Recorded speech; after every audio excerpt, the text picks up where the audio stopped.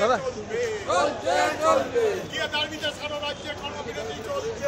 জমানো দাবিতে আমাদের এই কর্মসূচি চলছে চলছে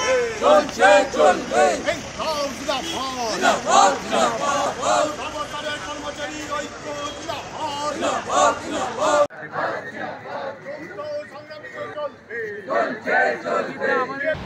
আমরা এই যৌথ লড়াইয়ের যে তলোয়ারটা আজকে সানিয়ে নিলাম 2 ঘন্টার পেনডাউনের মধ্যে দিয়ে। এরপরে 9 তারিখে আরও বড় কর্মসূচি। গোটা ভারতবর্ষের সাথে সাথে পশ্চিমবঙ্গের সরকারি কর্মচারীরাও যৌথভাবেই তাদের 3 দফা দাবিতে বকেয়া মহার্ঘ ভাতা, শূন্য পদে স্বচ্ছ নিয়োগ এবং অনিয়মিত কর্মচারীদের নিয়মিতকরণ, এই 3 দফা দাবিতে প্রশাসনকে স্তব্ধ অচল করে দেবে। এই পশ্চিমবাংলার মুখ্যমন্ত্রী আইন, আদালত, সংবিধান কিচ্ছু মানেন না।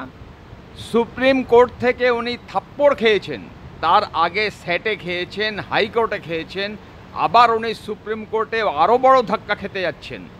উনি হাইকোর্টের রায়কে অবমাননা করেছেন, যার জন্য আদালত অবমাননার ওনার বিরুদ্ধে মামলা করা হয়েছে। যেমন সংগ্রামী যৌথ মঞ্চ করেছে, ঠিক সেরকমভাবে আরও 2টো সংগঠন রাজ্য সরকারের বিরুদ্ধে সুপ্রিম কোর্টে আদালত অবমাননার মামলা করেছেন।